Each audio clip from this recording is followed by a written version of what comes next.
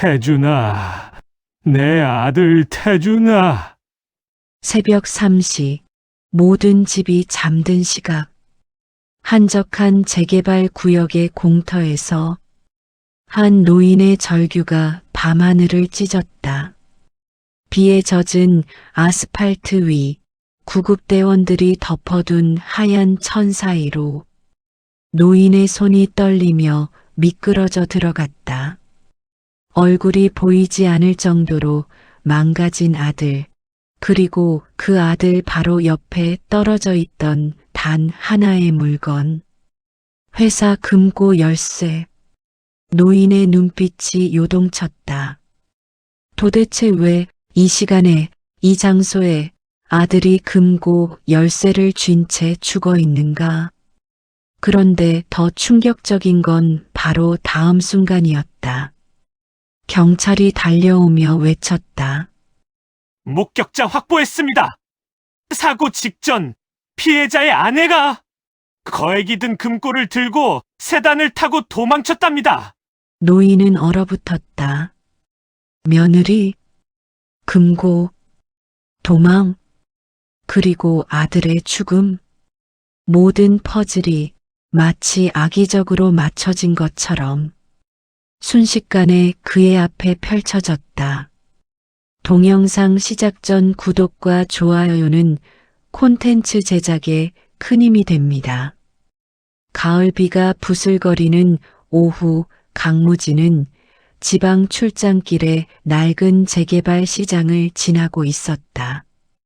70평생 대기업을 일군 그였지만 요즘은 노쇠함보다 공허함이 더 무거웠다. 7년 전 장남을 잃은 후 그의 삶은 멈춰버렸다. 시장 한 구석, 비 피하는 차양 아래 허름한 국수집이 보였다. 그때였다. 엄마, 배고파. 가느다란 아이 목소리에 무진의 발걸음이 멈췄다. 본능적으로 고개를 돌렸다. 그리고 얼어붙었다. 하연이었다. 7년 전 아들 장례식 당일 거액을 훔쳐 남자와 도망쳤다던 그 며느리. 증발하듯 사라져온 가족이 저주했던 바로 그 여자가 눈앞에 있었다. 하지만 무진이 상상했던 모습은 아니었다. 하연은 국수 한 그릇을 두 아이 앞에 놓고 자신은 물만 마시고 있었다. 아이들은 너무 말라 있었다. 큰아이는 기침을 멈추지 못했고 작은 아이는 입술이 파래 있었다. 하연의 손은 거칠게 갈라져 있었고 옷은 빛바랜 작업복이었다. 조금만 천천히 먹어. 체하면 안 돼. 하연이 아이들 등을 쓰다듬는 손길은 떨리고 있었다. 국수집 주인이 면을 더 넣어주자 하연은 허리를 90도로 숙여 감사 인사를 했다. 무진의 머릿속이 하얗게 변했다. 저게 80억 원을 훔쳐 달아난 도둑의 모습인가? 저 아이들은 내 손주들 아닌가? 비는 점점 거세졌고 하연은 낡은 우산 하나로 두 아이를 감쌌다. 자신은 온몸이 젖어가면서도 새 모녀는 비좁은 골목 안으로 사라졌다. 무진은 그 자리에 한참을 서 있었다. 가슴 한쪽이 무너지는 기분이었다. 7년간 확신했던 모든 것들이 단 한 장면으로 흔들리고 있었다. 기사님, 저 여자 뒤를 따라가 주십시오. 무진의 목소리는 떨렸다. 진실을 알아야 했다. 지금이라도 2018년 11월 15일 새벽 4시. 회장님, 큰일 났습니다. 비서의 다급한 전화에 무진은 잠에서 깼다. 심장이 멎는 것 같았다. 태준 이사님이 교통사고로. 병원 영안실은 지옥이었다. 흰 천 아래 누운 아들의 얼굴은 너무나 평온했다. 마치 잠든 것처럼. 무지는 아들의 차가운 손을 잡고 울부짖었다. 태준아, 아빠가 왔다. 일어나거라. 하지만 더 큰 충격은 그날 오후에 찾아왔다. 회장님, 회사 금고가 열려 있습니다. 장례 준비로 혼란한 틈을 타 누군가 금고를 털었다. 현금 8천만 원, 어머니 유품인 금목걸이와 다이아 반지까지. 사라진 건 돈만이 아니었다. 며느님도 연락이 안 됩니다. 하연의 휴대폰은 꺼져 있었다. 집에도 없었다. 두 아이마저 흔적이 없었다. 무지는 믿을 수 없었다. 아들이 죽은 날 며느리가 도망쳤다니. 그때 둘째 아들 강준호가 창백한 얼굴로 다가왔다. 아버지, 제가 어젯밤에 형수님을 봤습니다. 뭐, 회사 주차장에서 모르는 남자 차에 타는 걸 봤어요. 검은색 세단이었습니다. 짐 가방도 들고 있었고요. 무진의 주먹이 떨렸다. 더 있습니다. 아버지. 형수님 방에서 이걸 찾았어요. 준호가 내민 건 통장 사본이었다. 하연 명의의 비밀 계좌. 최근 몇 달간 회사 돈이 조금씩 빠져나간 흔적이 있었다. 인연이 계획적으로 준비한 거였어. 무지는 그 자리에서 주저앉았다. 아들을 잃은 슬픔보다 며느리에게 배신당했다는 충격이 더 컸다. 7년을 함께 살았다. 두 손주까지 낳아준 며느리였다. 그런데 아들이 죽은 날 돈을 훔쳐 달아났다니. 하연이란 이름, 내 앞에서 다시는 꺼내지 마라. 무지는 하연의 모든 사진을 불태웠다. 족보에서 이름을 지웠다. 가족들에게 그 도둑년 이야기는 입 밖에 꺼내지도 말라고 엄명했다. 경찰 수배령이 내려졌지만 하연은 흔적도 없이 사라졌다. 그렇게 7년이 흘렀다. 무지는 줄곧 믿었다. 하연이 남자와 그 돈으로 어딘가에서 호화롭게 살고 있을 거라고. 두 손주는 그 여자의 탐욕 때문에 아버지를 잃었다고. 하지만 오늘 재개발 시장에서 본 그 모습은 내가 틀렸던 건가? 그날 밤 무지는 잠을 이룰 수 없었다. 시장에서 본 하연의 모습이 눈앞에 아른거렸다. 말라붙은 아이들, 갈라진 손, 물만 마시던 그 모습. 혹시 내가 잘못 본 건 아닐까? 새벽 3시, 무지는 서재로 내려갔다. 벽장 깊숙이 숨겨뒀던 낡은 박스. 7년 전 아들 태준의 유품을 담아둔 상자였다. 한 번도 열어보지 못했다. 열기엔 너무 고통스러웠다. 먼지를 털어내고 뚜껑을 열었다.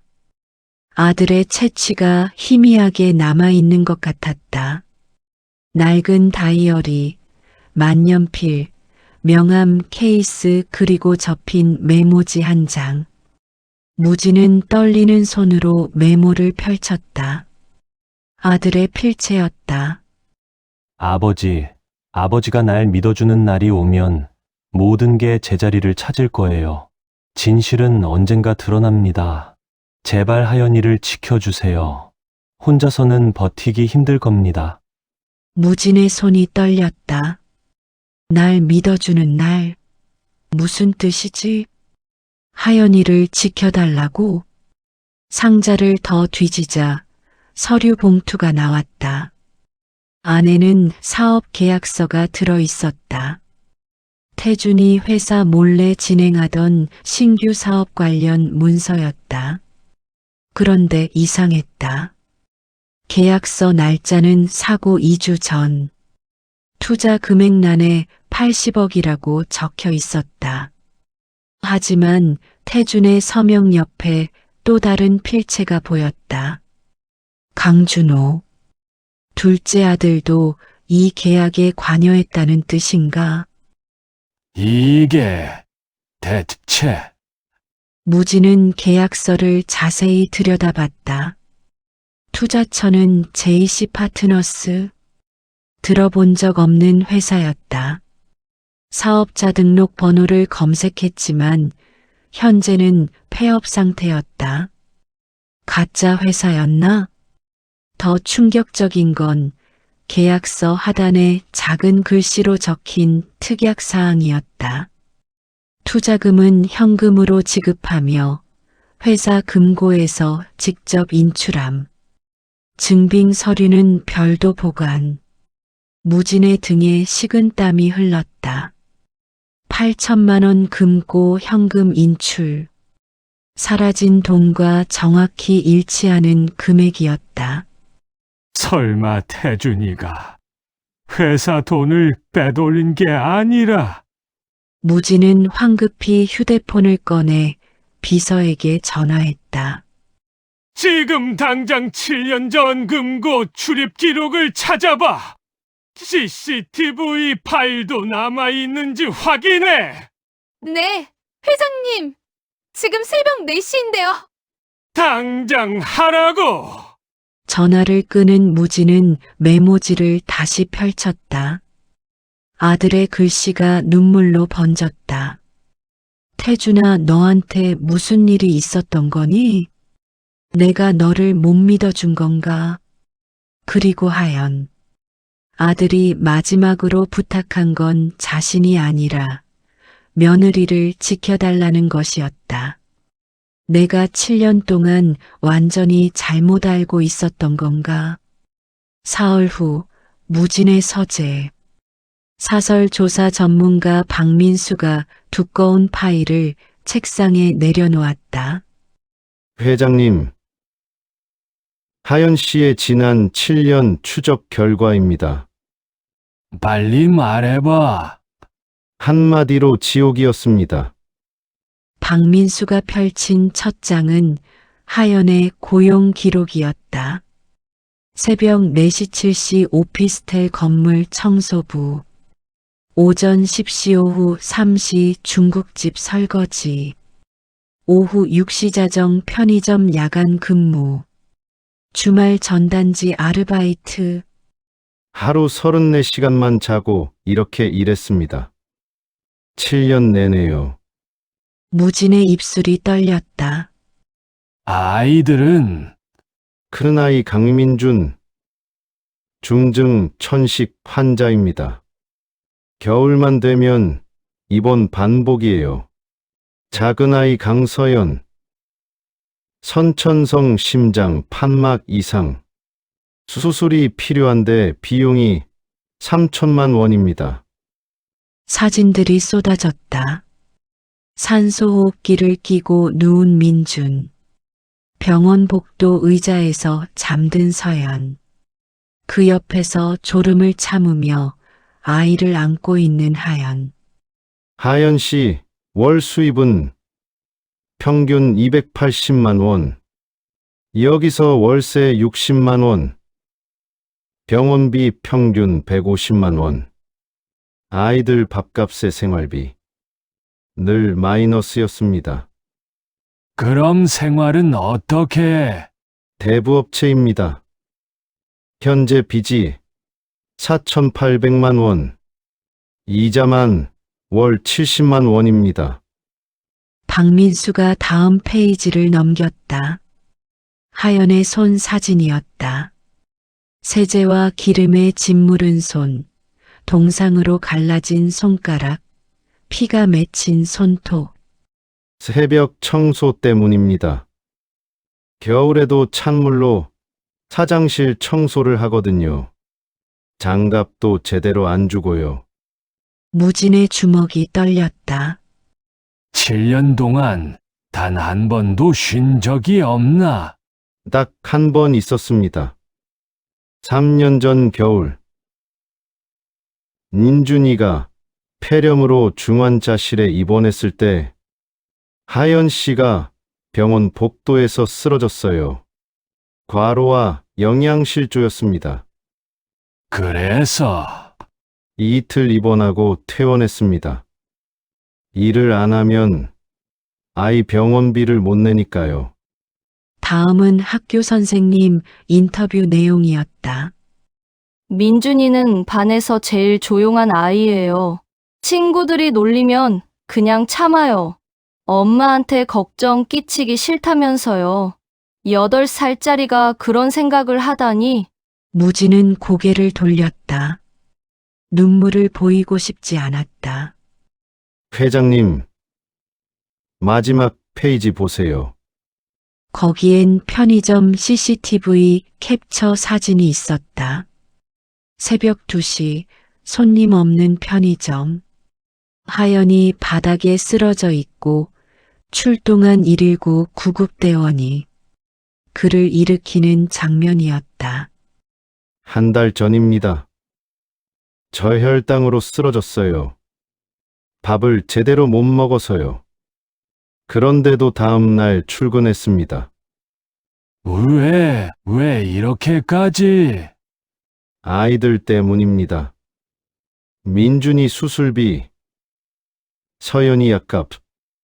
하연 씨에겐 그것만이 살아가는 이유였습니다. 박민수가 마지막 문서를 꺼냈다. 그리고 이것.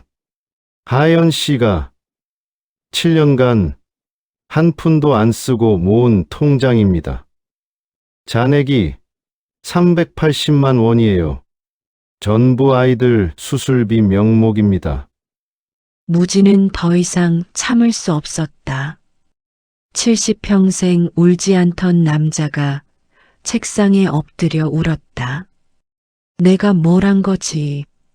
7년 동안 저 여자를 도둑이라고. 회장님, 7년 전 사고 기록 찾았습니다. 비서가 가져온 파일은 먼지투성이었다. 무진은 안경을 고쳐 쓰고 사고 보고서를 펼쳤다. 사고 일시 2018년 11월 15일 새벽 2시 47분. 장소 강변북로 3차선. 사고 유형 중앙 분리대 충돌 후 전복. 원인 졸음운전 추정. 졸음운전이라고? 네.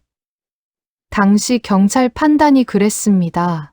특별한 의심점이 없어서 그냥 사고사로 처리됐고요. 하지만 무진은 이상했다. 태주는 절대 졸음운전을 할 사람이 아니었다. 오히려 과도하게 조심스러운 성격이었다. 목격자는 없었나? 한 명 있었습니다. 택시 기사 김종수 씨. 당시 진술서가 여기 있습니다. 무진은 진술서를 읽기 시작했다. 그리고 손이 멈췄다. 앞차가 갑자기 S자로 흔들리더니 중앙선을 넘었습니다. 마치 운전자가 정신을 잃은 것처럼 보였어요. 브레이크를 밟지도 않았습니다. 정신을 잃은 것처럼. 무진은 즉시 박민수에게 전화를 걸었다. 김종수 씨 찾아서 다시 만나봐. 당장. 이틀 후 박민수는 김종수를 데려왔다. 60대 택시 기사는 여전히 그날을 또렷이 기억했다. 정말 이상했어요. 차가 흔들릴 때 운전석에 앉은 사람이 몸을 가누지 못하는 게 보였거든요. 졸린 게 아니라 뭐랄까 약물 중독자처럼요. 약물? 제 동생이 병원 응급실에서 일하는데 거기서 본 적 있어요. 약물 과다 복용한 사람들이 저렇게 움직인다고. 무진의 심장이 빠르게 뛰었다. 당시 경찰에 말 안 했습니까? 했죠.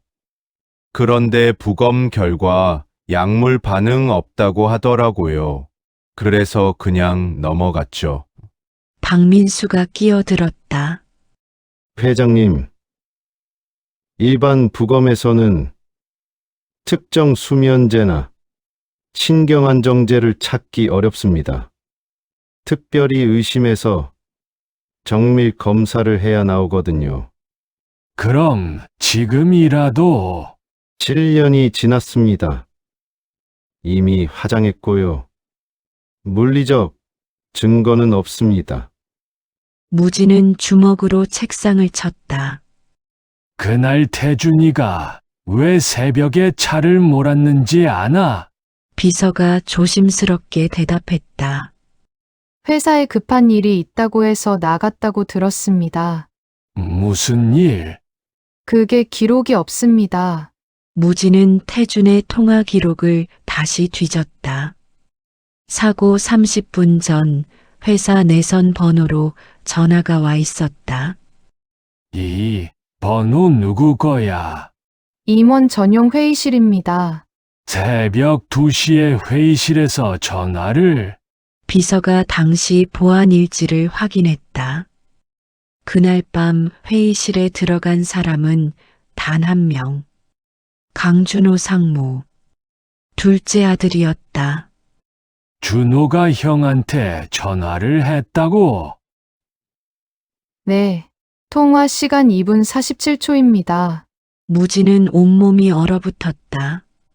그 전화 내용 녹음 안 남았나? 내선 전화는 녹음이 안 됩니다. 하지만 무진은 직감했다. 준호가 형에게 거짓말을 했을 것이다. 급한 일이 생겼다고, 아버지가 쓰러졌다고, 뭔가 긴급한 상황이라고. 그래서 태주는 새벽에 차를 몰았고, 그리고 약물을 언제 먹었을까? 박민수가 CCTV 기록을 펼쳤다. 퇴근 전 회사 휴게실에서 커피를 마신 게 마지막입니다. 오후 11시 32분. 그 영상 남아있나? 7년 전 거라 확인해 보겠습니다. 무진은 창밖을 응시했다. 퍼즐이 맞춰지기 시작했다. 사고가 아니었어. 누군가 계획한 살인이었어. 그리고 그 누군가는 회장님, 찾았습니다. 비서는 숨을 헐떡이며 낡은 하드디스크를 들고 들어왔다. 7년 전 백업 서버에 남아 있었습니다. 휴게실 CCTV 파일이요. 무진의 손이 떨렸다.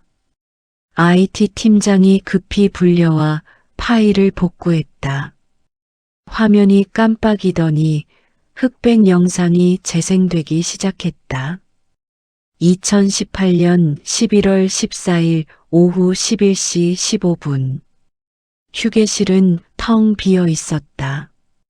야간 근무자들도 자리를 비운 시간. 그때 문이 열리며 누군가 들어왔다. 무진의 숨이 멎었다. 강준호였다. 둘째 아들은 주변을 두리번거리며 휴게실로 들어왔다. 손에는 작은 비닐봉지가 들려 있었다. 저게 뭐지? 화질은 나빴지만 준호의 행동은 명확했다. 그는 식탁 위에 놓인 개인 컵들을 하나씩 확인했다. 그리고 멈췄다. 태준 이사라고 새겨진 머그잔. 준호는 재빨리 그 컵을 들고 뜨거운 물을 부었다. 그리고 주머니에서 비닐봉지를 꺼냈다. 안에는 흰색 가루가 들어 있었다. 저건! 준호는 조심스럽게 봉지를 뜯어 가루를 컵에 털어 넣었다. 한 번, 두 번, 전부 쏟아부었다. 그리고 스푼으로 저었다. 천천히 완전히 녹을 때까지. 무지는 화면을 응시한 채 말을 잃었다. 준호는 컵을 제자리에 놓고 주변을 닦았다. 비닐봉지는 구겨서 주머니에 넣었다. 그리고 아무 일 없었다는 듯 휴게실을 나갔다. 11시 43분. 태준이 휴게실로 들어왔다. 피곤한 얼굴로 하품을 하며 자신의 컵을 집어들었다. 한 모금, 두 모금. 반쯤 마시고는 서류를 들고 다시 사무실로 향했다. 다음 영상. IT 팀장이 복도 CCTV를 틀었다. 자정 12시 21분. 태준이 복도를 걷고 있었다. 그런데 걸음걸이가 이상했다. 비틀거렸다. 벽을 짚으며 간신히 균형을 잡았다. 12시 35분. 태준은 화장실 문을 잡고 서 있었다. 고개가 흔들렸다. 정신을 차리려고 애쓰는 모습이었다. 새벽 1시 58분. 태준이 주차장으로 비틀거리며 내려갔다. 차 문을 여는 것조차 힘들어 보였다. 그는 잠시 차에 기대 서 있다가 억지로 운전석에 올라탔다. 안 돼, 그 상태로 운전을. 무지는 비명처럼 외쳤지만 이미 7년 전 일이었다. 새벽 2시 47분. 마지막 영상은 회사 정문 CCTV였다. 태준의 차가 비틀거리며 나가는 모습. 그리고 30분 후 강변북로에서 사고가 났다는 보고가 들어왔다. 무지는 의자에 쓰러지듯 앉았다. 준호, 내가 형을 죽인 거였구나. 비서가 떨리는 목소리로 말했다. 회장님, 약물 감정이 필요합니다. 저 가루가 뭔지. 필요 없어. 무진의 목소리는 차가웠다.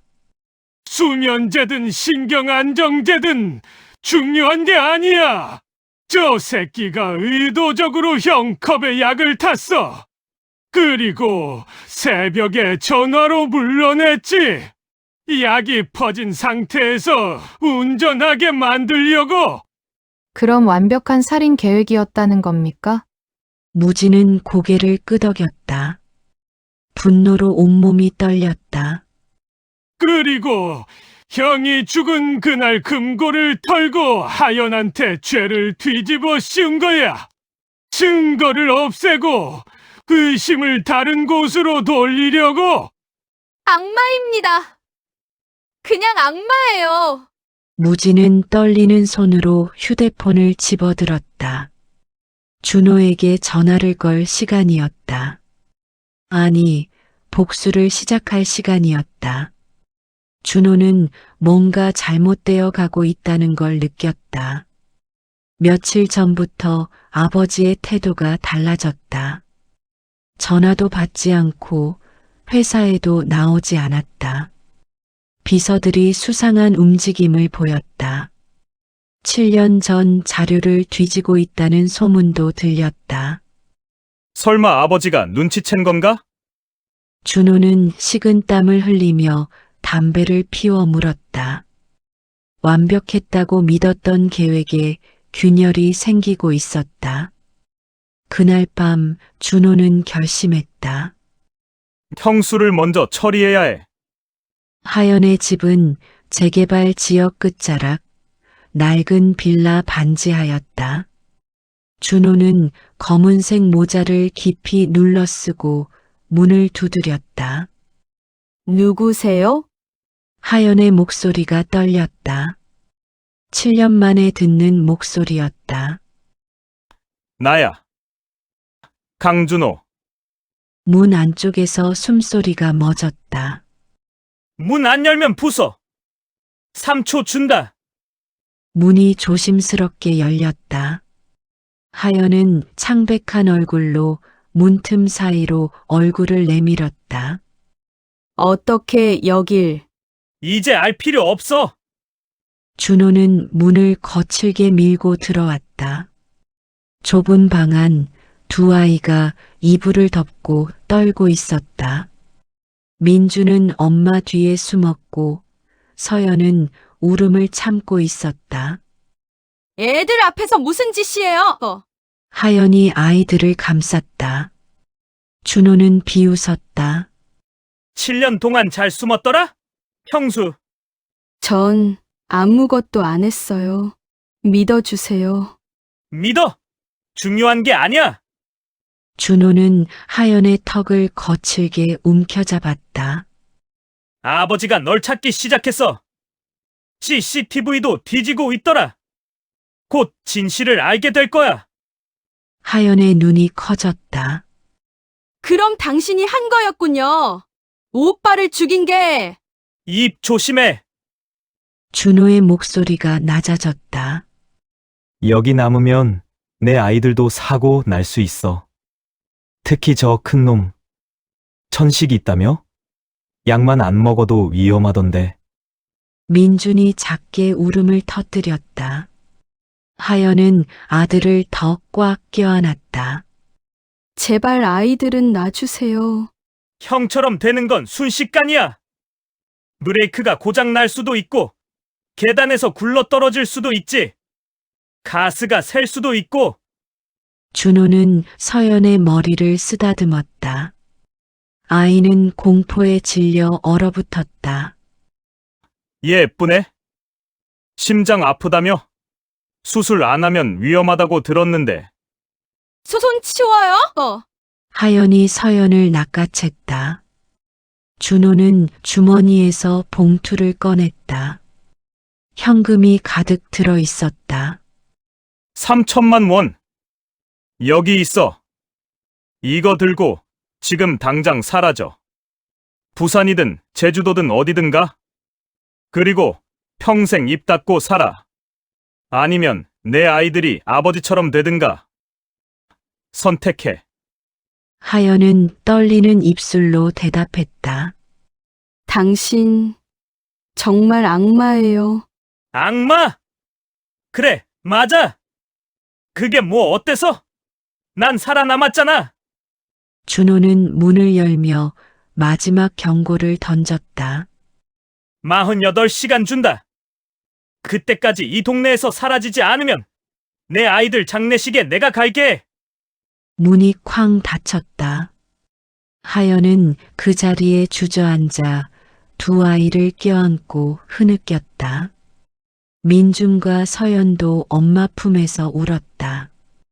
같은 시각 무진의 차는 하연의 집 앞에 정차해 있었다. 회장님, 저 남자. 운전기사가 급히 말했다.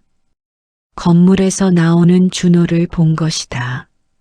무진은 조용히 지켜봤다. 준호의 차가 사라진 후 무진은 차에서 내렸다. 반지하 창문으로 희미한 울음소리가 들렸다. 이제 내가 끝을 보겠다. 무진의 눈빛이 차갑게 식었다. 복수가 아니었다. 정이었다. 준호야, 집에 좀 오너라. 상속 문제로 할 애기가 있다. 무진의 전화를 받은 준호는 의아했지만 거절할 수 없었다. 상속이라는 단어는 그가 7년간 기다려온 것이었다. 이틀 후 준호는 아버지의 서재로 들어섰다. 아버지, 부르셨습니까? 앉아라. 평소와 다른 냉랭한 목소리. 준호는 불안감을 감추며 소파에 앉았다. 무진은 커튼이 쳐진 창문 쪽을 힐끗 봤다. 그 뒤엔 박민수 조사관과 녹음 장비가 숨어 있었다. 회사 경영권 얘기하려고? 아니, 무진은 리모컨을 들었다. 벽면에 스크린이 내려왔다. 이걸 보여주려고. 화면이 켜졌다. 7년 전 휴게실 CCTV였다. 준호의 얼굴이 하얗게 질렸다. 이게 뭡니까? 끝까지 봐. 화면 속에서 준호는 형의 컵에 흰 가루를 털어넣고 있었다. 스푼으로 저었다. 주변을 닦았다. 모든 게 또렷했다. 아버지, 이건 내가 형 컵에 넣은 그게 뭐냐? 무진의 목소리는 얼음장처럼 차갑했다. 각성제 아닙니다. 그냥 형이 피곤해 보여서 영양제를. 거짓말 하지 마. 무진이 책상을 내리쳤다. 준호가 움찔했다. 영양제를 왜 몰래 넣어?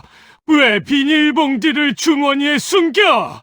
저는 정말 무진은 두 번째 서류를 던졌다. 이것도 설명해봐. 내 계좌 내역이다.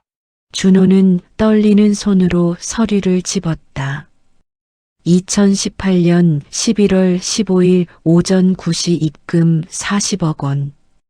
2018년 11월 16일 오후 2시 입금 40억 원. 형이 죽은 바로 그날과 그 다음 날. 정확히 80억? 이건 사업 자금. 어느 사업? JC 파트너스. 준호의 눈이 흔들렸다. 그 회사는 내가 만든 유령 회사야. 형한테 투자 받는다고 속이고 금고에서 현금을 빼돌렸지. 그리고 형이 죽자 그걸 내 계좌로 옮긴 거고. 아닙니다. 그리고 새벽 2시 내가 형한테 전화했어. 회의실에서. 무진은 통화 기록을 내밀었다. 뭐라고 했지? 아버지가 쓰러졌다고. 회사에 급한 일이 생겼다고. 그래서 형이 약 먹고 정신 못 차리는 상태에서 차를 몰게 만든 거지. 아버지, 제발. 목격자도 있어. 김종수 택시기사. 형 차가 비틀거리는 걸 봤대. 운전자가 정신을 잃은 것 같았다고. 준호는 벽에 등을 기댔다. 숨이 막혔다. 그리고 형이 죽은 그날 넌 형수한테 죄를 뒤집어 씌웠어. 남자와 달아났다고 거짓 증언했지. 내가 훔친 돈을 형수가 훔친 것처럼 꾸몄고. 저는 정말 형수를 받습니다. 거짓말! 무진이 일어서며 소리쳤다. 형수는 7년 동안 지옥에서 살았어. 하루 3시간 자면서 3군데 일했어. 아픈 아이들 병원비 벌려고 몸이 부서지도록 일했어. 내가 훔친 돈 때문에 평생 도둑으로 살았어. 준호의 눈에서 눈물이 흘렀다. 아버지, 왜 그랬어? 왜 내 형을 죽였어? 침묵. 긴, 고통스러운 침묵. 그리고 준호가 무너졌다. 맞아요. 목소리가 갈라졌다. 다 제가 했어요. 형 컵에 수면제 넣은 것도, 거짓 전화한 것도, 금고 턴 것도 다 저예요. 무진은 주먹을 떨었다. 왜? 형이 미웠어요. 준호는 바닥에 무릎을 꿇었다. 아버지는 형만 사랑했어요. 회사도 형한테만 맡기려고 했죠. 전 항상 2등이었어요. 아무리 노력해도 형 그늘에 가려졌어요. 그래서 죽였어. 처음엔 그냥 아프게만 하려고 했어요. 사고 내서 다치게만. 그럼 제가 회사를 맡을 수 있을 거라고. 준호는 흐느꼈다. 근데 형이 죽었어요. 정말 죽일 생각은 아니었어요. 거짓말하지 마! 넌 완벽하게 계획했어! 무진은 마지막 서류를 던졌다. JC 파트너스 설립 서류. 3개월 전에 미리 만들어둔 회사였다. 준호는 더 이상 변명하지 못했다. 죄송합니다. 아버지 죄송합니다. 커튼 뒤에서 박민수가 녹음기를 끄는 소리가 희미하게 들렸다. 모든 자백이 녹음되었다.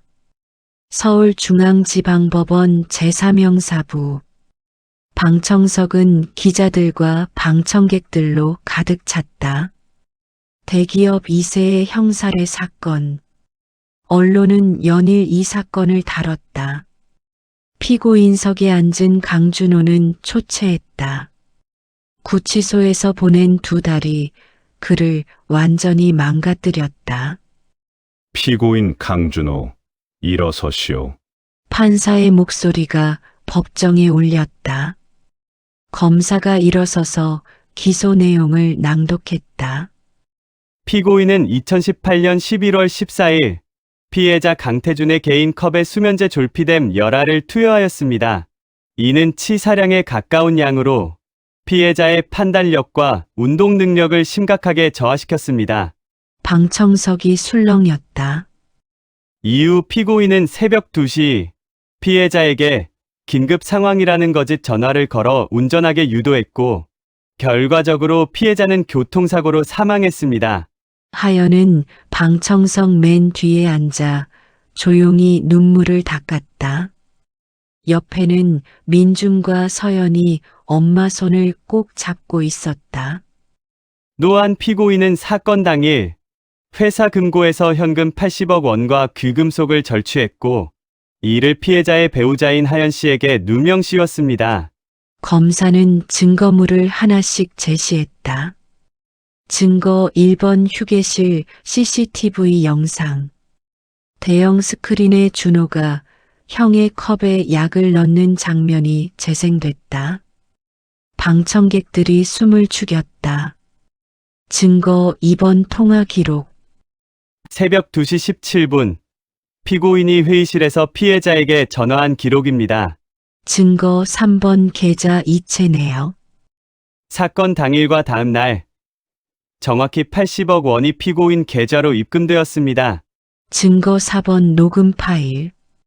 법정에 준호의 자백 음성이 울려 퍼졌다. 맞아요. 형 컵에 수면제 넣은 것도, 거짓 전화한 것도, 금고 턴 것도 다 저예요. 형이 미웠어요. 아버지도 형만 사랑했어요. 그래서 죽이고 싶었어요. 방청석에서 탄식이 터져 나왔다. 준호는 고개를 숙인 채 떨고 있었다. 피고인, 할 말 있습니까? 판사가 물었다. 준호는 천천히 일어섰다. 목소리는 갈라져 있었다. 형님, 죄송합니다. 형수님 정말 미안합니다. 그는 방청석 쪽을 돌아봤다.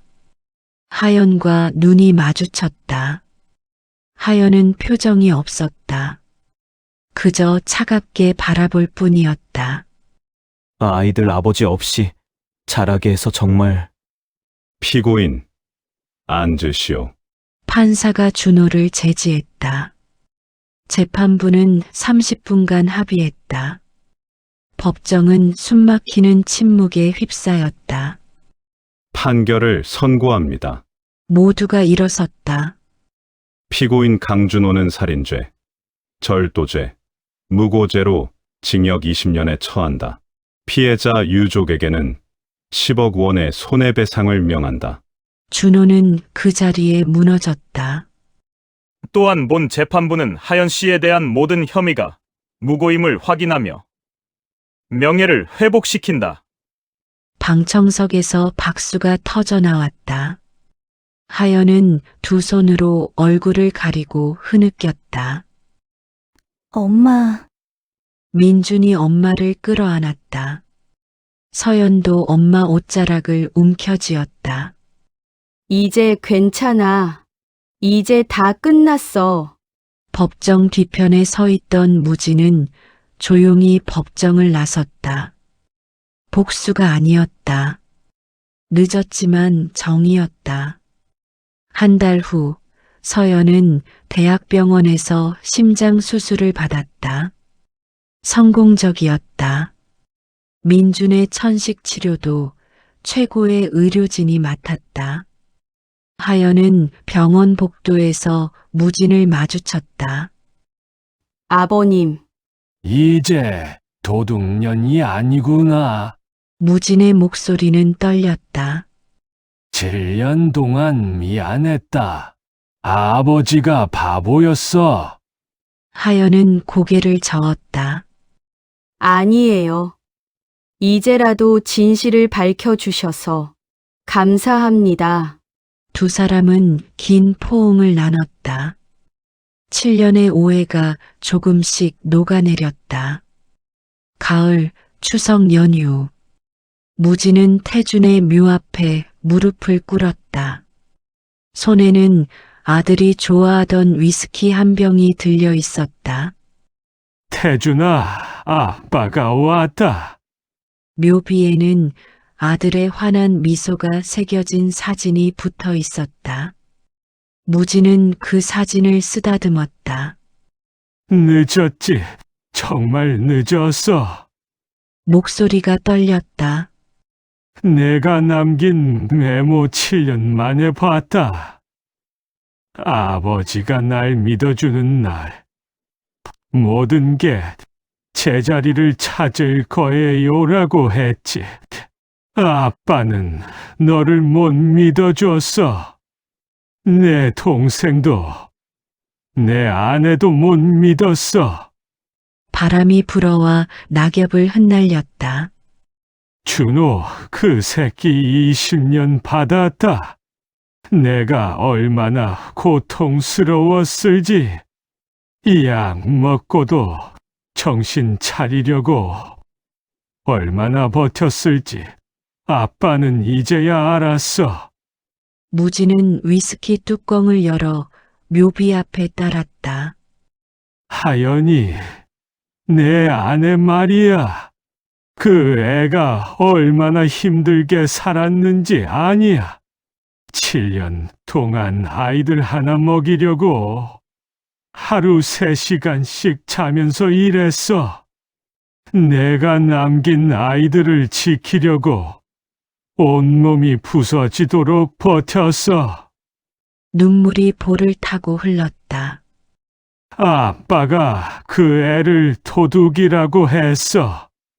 온 가족이 저주했어. 미안하다, 태준아. 아빠가 내 가족을 지켜주지 못했어. 그때 뒤에서 작은 목소리가 들렸다. 할아버지, 무진이 돌아보자 민준과 서연이 하연의 손을 잡고 서 있었다. 민준은 아빠 사진을 본 적도 없었다. 서연은 아예 아빠 얼굴을 기억하지 못했다. 아이들 왔구나. 하연이 조심스럽게 다가왔다. 아버님, 여기 계실 줄 알았어요. 미안하다, 하연아. 정말 미안해. 이제 그만하세요. 하연은 무진의 손을 잡았다. 오빠가 저한테 부탁했어요. 아이들을 잘 키우라고, 아버님을 잘 모시라고. 전 그 약속을 지키려고 버텼어요. 7년 동안.